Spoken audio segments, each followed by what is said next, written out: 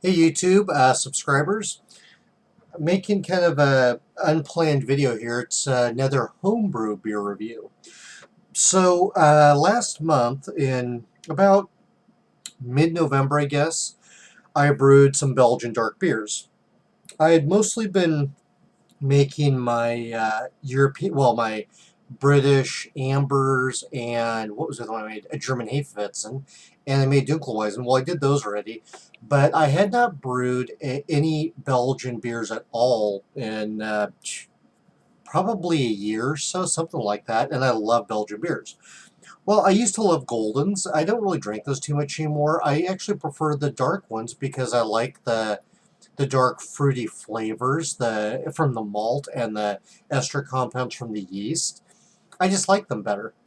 Now, the difference when I brew mine compared to most Belgian beers, there's really two major types of dark Belgians. There's a Dubbel. Most people say double, but technically it's Dubbel. And the other one is dark quad. Dubbels can be 7-8% alcohol. The quads tend to be at least 9%. I've seen them higher than that. And really the flavors to me are pretty similar. Dubbels can be more of a brownish, whereas the dark quads, I mean, they're black and they're very fruity and all that stuff. So anyway, the difference when I brew mine is I don't brew them for the alcohol content. I don't use nearly as much malt, and I only aim for 4 or 5% alcohol at the most. So it's not I'm labeling it properly, calling it a Belgian dark, which it is, but I'm just not going for the quad. I don't need 20% alcohol. I'm my days of that kind of high alcohol are over with. Well, I mean, I'll buy it in the bottle because that's how it is, but for my own beers, nah, I don't brew them that high alcohol. I just don't need it. I want the flavor, not the alcohol. Okay, so I brewed this one using two types of yeast. The way I do it is I have a 20-gallon brew system, which I have another video I posted months ago. It's an older video, but the brew setup's the same. I was brewing 20-gallon batches, but I'm actually going back to 15 just because 20 gallons is lasting myself and lady so long that I still have kegs stacked around the kegerator, or the freezer, that have been there for a couple of months and haven't touched them yet. There's just so much beer. I never thought I'd say I have too much beer. Never thought I'd say that. Okay, so let's get down to it. Here's what it is. I brewed 20 gallons, and this time I divide the yeast, and I did five-gallon, well, a little lot more than that, buckets, and I used those two of them. I divided in half. These two and these two have the same yeast. So there's yeast strain for this Belgian strain and this Belgian strain. One is, I believe, a Chimay, and the other one's a Westmalle. I'm not actually sure how to say it. Give a quick review of the recipe. Here's what I put in it. Pilsner base malt, Special B, to give it some dark fruit notes, sometimes cherry, plum, fig, raisin, some caramel 80, to give it some burnt sugar, rich pronounced toffee flavor, and sometimes people say raisin out of that. Midnight wheat malt, primarily for the color because I didn't use very much in it. And then for the hops, I only used Autumn for bittering, nothing else. Those to me give a little bit more of a orangish flavor, a citrus, but they're not very much in there. And for the yeast, I used Belgian Abbey 2 and Trappist High Gravity. So again, those were mixed together as in two different fermenters, or actually 4 different fermenters. The alcohol only came out 4%, but I'm okay with that. I really don't care. So here it is.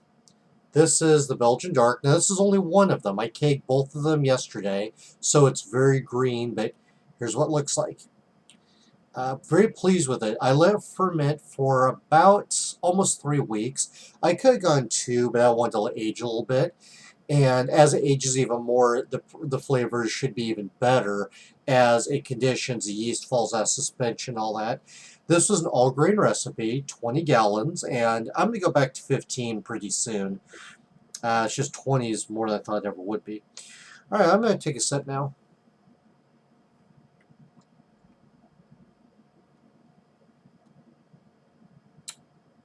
For being a green beer, it does have some those Belgian characteristics.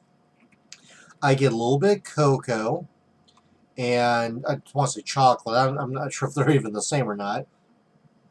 And there is a little bit of caramel back there. And I'm sure as time goes on, as it conditions, I'm going to get more of that dark fruit from the Special B, because the order I read the malts is the order I use in quantity. Now, I didn't use excessive amounts.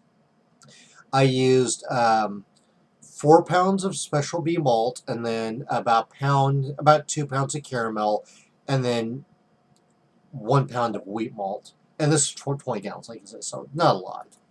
Anyway, I just wanted to share this Belgian dark. Yeah, share it, right? I'm drinking it. So it's a Belgian dark, yes, not a high alcohol one. But nothing super special in appearance, but good flavor already, even though it's green. Now, the 2 types of yeast I use, this one is the Trappist High Gravity. That was the first one I kegged and the first one I tapped. I'm going to try the other one later tonight, but technically this is Weiss 3787 yeast. The other one, which I haven't sampled yet, is 1762. I've used them both. I like them both.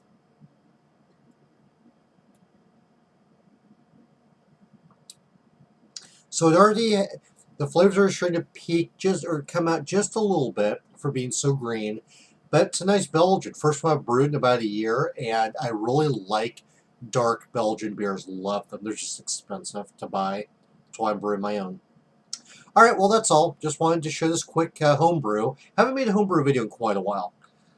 So, yeah, it's my Belgian dark, low alcohol.